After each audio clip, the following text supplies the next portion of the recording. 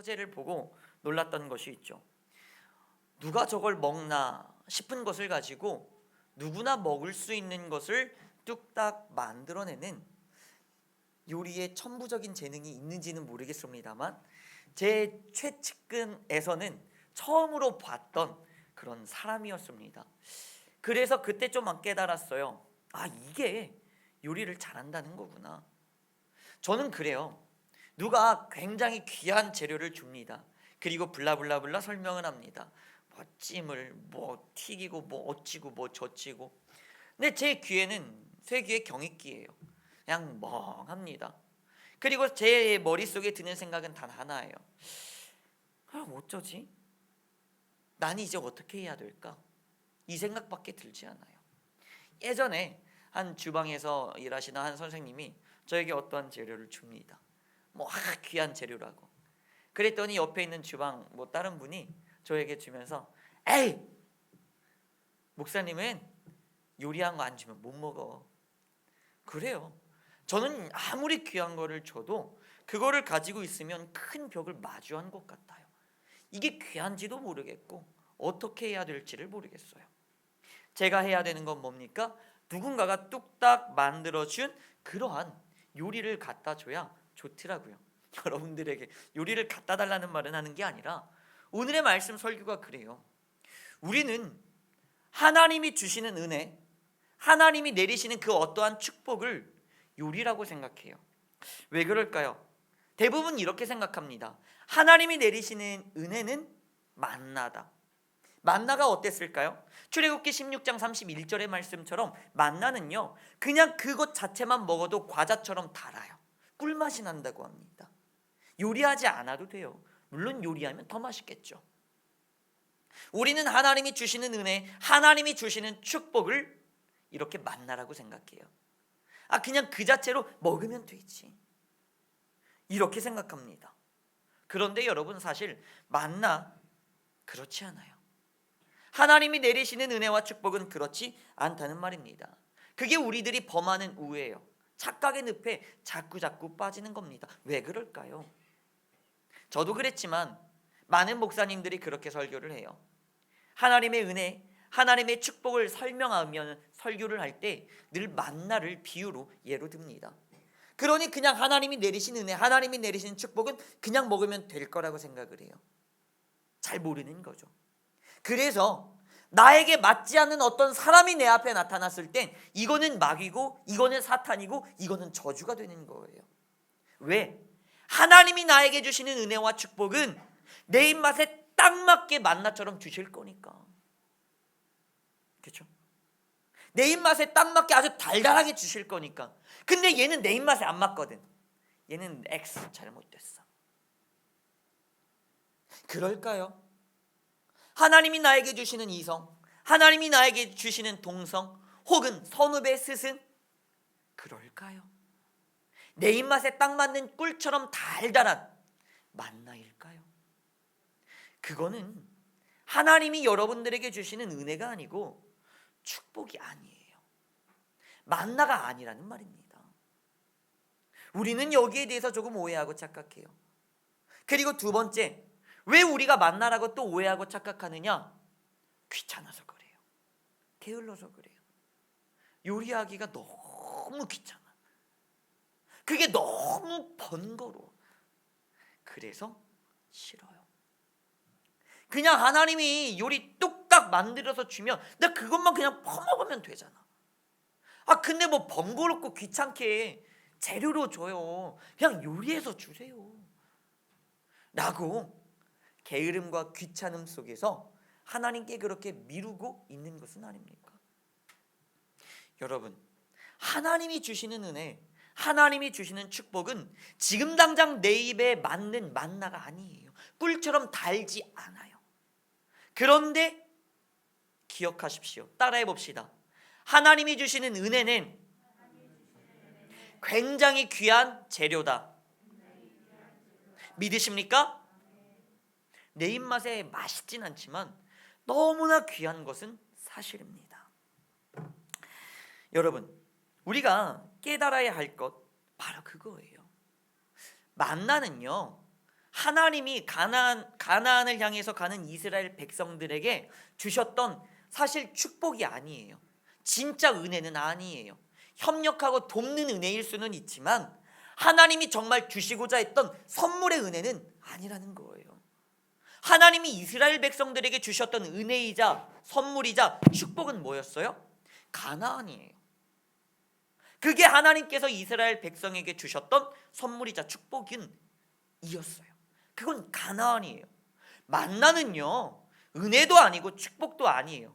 물론 진정한 것을 향해서 나아가는 협력적이고 간접적이고 돕는 은혜일 수는 있습니다. 그런데 그것 자체가 목적과 목표는 아니에요. 그렇죠? 여러분, 진짜 하나님이 주시는 진짜 축복, 진짜 주시는 선물은요, 만나 같지는 않다는 거예요. 자, 여러분, 이제 우리가 그것을 기억해서 가야 됩니다. 그러면 어떻게 해야 될까요? 이스라엘 백성들을 한번 살펴볼까요? 하나님이 주시는 그 축복, 하나님이 주시는 진정한 은혜는 그들이 어떻게 해야 얻을 수 있었습니까? 순종하여서 점령해야 했습니다. 가나안은요, 점령해야 하는 것입니다. 여호수아는 이스라엘 백성들을 이끌고 가나안을 향해서 갔고 가나안에 입성을 했고 가나안에 이미 상주하고 있는 부족들과 함께 전쟁을 치러야 했어요. 그래서 하나하나 땅을 넓혀 가야만 했습니다. 하나님이 주시는 축복, 선물인 가나안은요, 만나와 같지 않았어요. 하나님이 이미 모든 것들을 다 처리하고 칼도 뽑지 않은 채 깃발만 꽂고 다니면서 점령하는 그런 곳은 아니었다는 거예요. 하나님이 천재지변으로 역병으로 천사를 보내서 이미 가나안의 수많은 족장, 수많은 부족들, 수많은 나라들을 치지 않으셨어요. 거저주지 않았어요. 이스라엘 백성들이 싸워야만 했어요. 정복전쟁을 해야만 했어요. 그런데 그게 선물이고 축복이었어요. 하지만 여러분, 자 보십시오. 사사기 1장 27절 이하의 말씀을 보면 이런 말씀이 나옵니다. 정복하지 못한 땅들에 대하여 이야기해 주고 있어요. 다 아시겠지만 사사기는 여호수아 뒤에 있습니다. 여호수아가 죽은 이후의 이야기예요. 바꿔 말할까요? 여호수아가 모든 땅을 점령하지 못했다는 거예요. 하나님이 주시는 선물인 가나안 땅을 다 정복하지 못했어요. 왜 그랬을까요? 만나 같지 않았다는 것을 반증하는 거예요. 하나님이 공짜로 거저 줬으면 그 땅을 왜 다 점령하지 못했을까요? 다 점령할 수 있었겠죠. 하지만 점령하는 것은 여간 어려운 일이 아니었습니다. 왜요? 너무나 지치고 너무나 버겁고 너무나 피곤하고 힘든 일이었어요. 때로는 다치고요, 때로는 병사를 잃기도 하고요. 그런 일들을 겪으면서 전쟁을 치러야만 했어요. 그래서 모든 땅을 다 점령하지 못했던 겁니다. 그들은 전쟁의 일상을 살았어요. 하지만 기억해야 할 것은 가나안은 하나님께서 우리에게 주신, 이스라엘 백성에게 주신 선물이었다는 겁니다.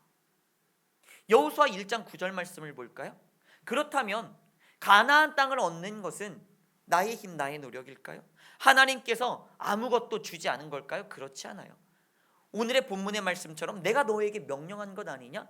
넌 두려워하지 말고 가. 네가 어디로 가든지 내가 함께 할게 라고 하나님은 말씀하십니다. 여호수아 개인에게 약속하시는 말씀이지만 여호수아는 이스라엘의 대표였어요. 바꿔 말하면 이스라엘 모든 백성들에게 하시는 약속이에요. 어떤 약속입니까? 얘들아, 이스라엘 백성들아, 이 가나안은 내가 너희에게 주는 선물이야. 그리고 네가 이 가나안 땅을 정복하고 점령하러 다니는 그 모든 길에 내가 함께해서 점령할 수 있도록 내가 역사하겠다는 하나님의 약속이에요. 승리로 이끌겠다는 겁니다. 하지만 이스라엘 백성들은 이제 뭘 해야 됩니까? 정복 전쟁이라는 순종을 해야 해요. 우리 다 같이 따라해 볼까요? 순종합시다.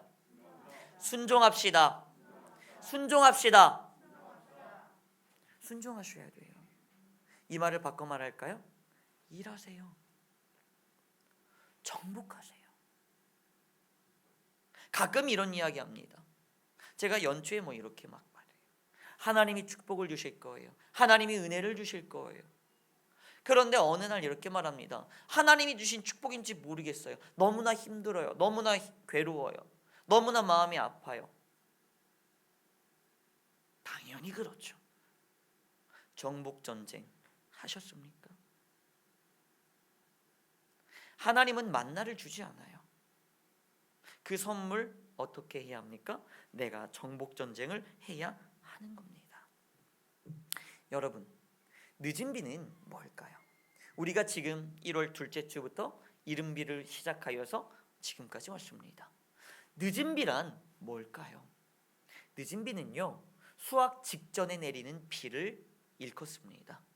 다시 말해서 수확을 결정짓는 거예요. 풍년이냐, 정말 알곡이고 아주 당도가 높고 아주 상품성이 좋은 그러한 열매를 만드느냐, 그렇지 못하느냐를 결정짓는 매우 귀한 비입니다. 바꿔 말하면 수확 자체를 의미하는 게 아니라 수확할 수 있도록 돕는 비를 의미하는 거예요. 늦은 비가 내렸다는 것은 어떤 의미입니까? 이제 내가 일해야 할 때라는 거예요. 낫을 들고 벼를 베고 벼를 도정하여서 쌀을 만들고 그 쌀을 잘 지어서 밥을 만들어야만 합니다. 그때 온 가족이 함께 아주 기쁨의 참 식사를 할 수 있는 거예요. 하나님의 늦은 비가 아무리 시기적절하게 아름답게 만나게 내렸다 할지라도 일하지 않는 자는 맛있는 밥을 먹을 수 없다는 것을 의미합니다. 바꿔 말할까요? 순종하셔야 돼요. 일하셔야 합니다. 여호수아 13장을 보면 여호수아의 유언이 나옵니다. 그런데 이 여호수아의 유언 중에는 이러한 유언이 나와요. 각 지파들에게 기업 유산을 분배해 줍니다. 그런데 재미난 사실은요, 정복한 땅을 기업으로 분배해 주는 것만이 아니라 정복해야 할 땅까지 기업으로 분배합니다. 웃기죠? 기업이잖아요. 나에게 주시는 유산이잖아요.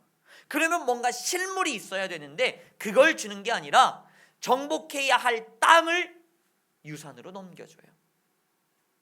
이게 어떤 의미일까요? 이게 무엇을 말하고 있는 걸까요? 나에게 유산이라고 주는 것, 그것이 결국엔 과제처럼 느껴지고 숙제처럼 느껴지는 거예요. 나에게 축복으로 준다는 거예요. 유산은, 야 베베야 너 이거 가져. 근데 아무것도 없어. 이걸 어떻게 가져요? 아 이제 그거 네가 이렇게 해서 정복전쟁에서 가지면 돼. 그건 네 거야. 뭐예요? 갖다 줄 거면 그냥 갖다 주지. 나보고 그건 싸우라는 거잖아요. 싸워서 이기면 그건 네 거야. 너 가져. 숙제처럼 느껴지고 과제처럼 느껴져요. 그래서 우리는 늘 뭐 합니까? 아 이거는 하나님의 선물이 아니구만. 그런 오해와 착각을 합니다. 그렇지 않아요. 여호수아의 유언에서 유산, 기업을 각 지파에게 분배해 줍니다. 그건 네가 점령해서 네가 네 마음껏 먹어. 네가 따먹어. 그건 네 거야. 이거는 축복이었어요. 숙제와 과제로 느끼지 마시고 그것을 뭘로 느끼셔야 합니까? 그것은 축복으로 느끼셔야 합니다. 하나님께서 축복을 주셨는데, 자 이렇게 생각합시다. 누군가가 저에게 귀한 재료를 줬어요. 그런데 제가 요리하기 귀찮고 요리할 줄을 몰라서 가만히 놔뒀어요. 어떻게 될까요? 썩겠죠. 악취가 나겠죠. 벌레가 들끓겠죠. 나의 집을 망치겠죠. 신명기 20장 16절에서 18절 말씀 볼까요? 다 같이 읽어보겠습니다. 시작. 오직 내 하나님 여호와께서 내게 기업으로 주시는 이 민족들의 성읍에서는 호흡 있는 자를 하나도 살리지 말지니 곧 헷 족속과 아모리 족속과 가나안 족속과 브리스 족속과 히위 족속과 여부스 족속을 네가 진멸하되 내 하나님 여호와께서 내게 명령하신 대로 하라. 이는 그들이 그 신들에게 행하는 모든 가증한 일을 너희에게 가르쳐 본받게 하여 너희가 너희 하나님 여호와께 범죄하게 할까 함이니라. 아멘. 할렐루야. 이 말씀이 어떤 의미냐? 16절과 17절에선 이 말씀을 던진 거예요. 야, 하나님께서 너에게 주신 선물 다 요리해 먹어. 귀한 재료 줬잖아. 가나안이라는 귀한 재료 줬잖아. 맛있게 요리해 먹어. 너 그거 요리하지 않고 가만히 놔두면 그거 썩는다. 그래, 벌레가 꼬일 거고 악취가 날 거야. 그래서 너를 무너뜨릴 거야. 그 무너뜨리는 말씀이 18절 말씀. 너는 그들 때문에 우상을 섬기게 되고 너는 무너지게 될 거야. 이게 사사기에 나오는데요. 아니, 신명기에 나오는데요. 그래서 실제로 이들을 다 점령하지 못해서 사사기 시대에 어떻습니까? 자꾸 그 벌레, 그 악취 때문에 함께 우상을 숭배하면서 죄를 지어 저주를 받습니다. 그게 이스라엘의 삶이에요.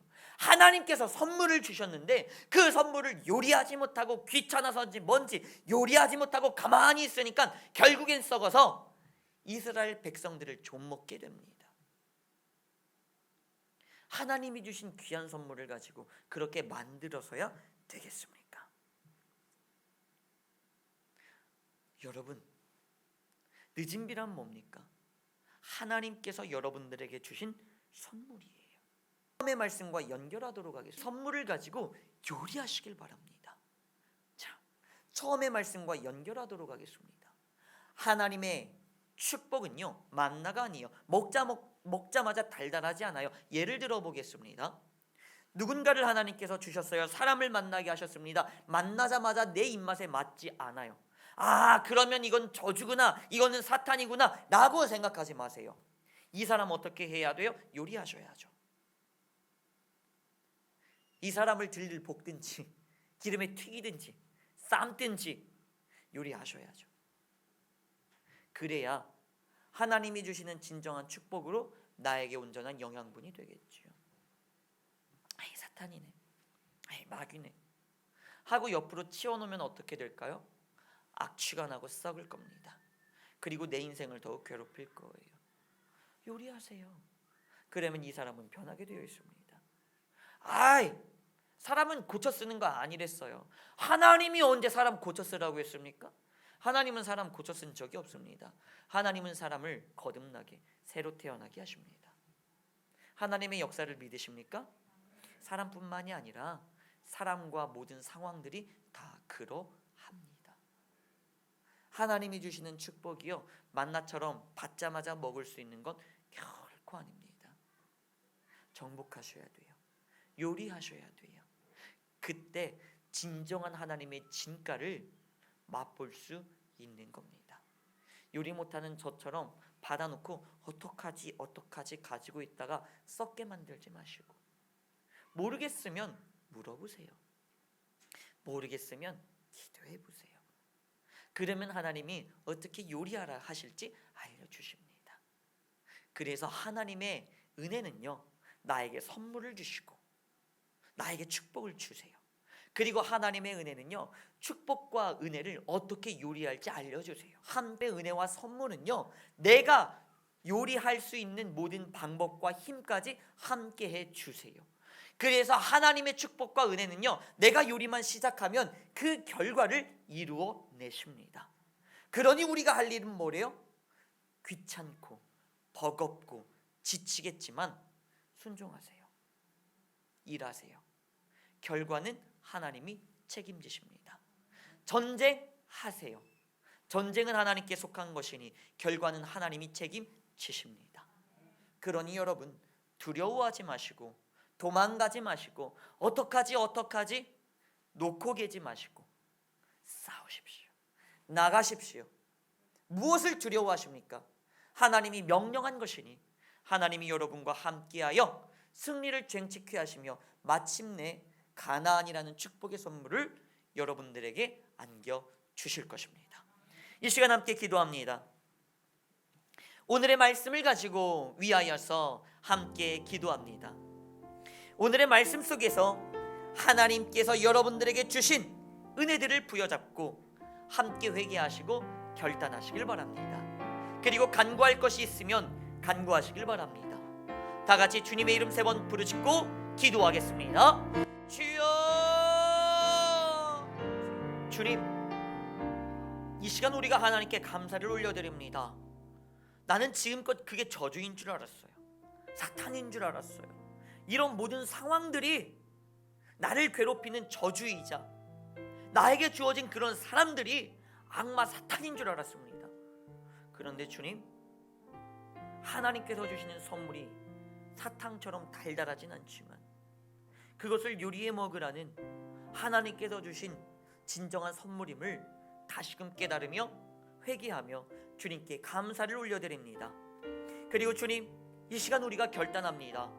하나님께서 주신 선물을 방관하지 않고 내팽겨치지 않고 버리지 않고 그것을 정복하기를 결단합니다. 그래서 주님, 이 시간 우리가 간구합니다.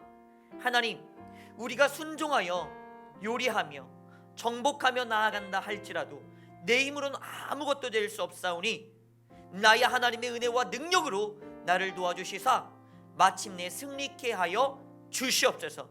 우리가 걸어가는 모든 길들 가운데 결과를 책임져 주시옵소서. 전쟁은 나의 주님께 속하였으니 나의 주님만 믿고 의지하며 순종하는 귀한 하나님의 자녀들의 삶 가운데 함께하여 주실 줄 믿으며 우리 주 예수 그리스도의 이름으로 기도합니다. 아멘.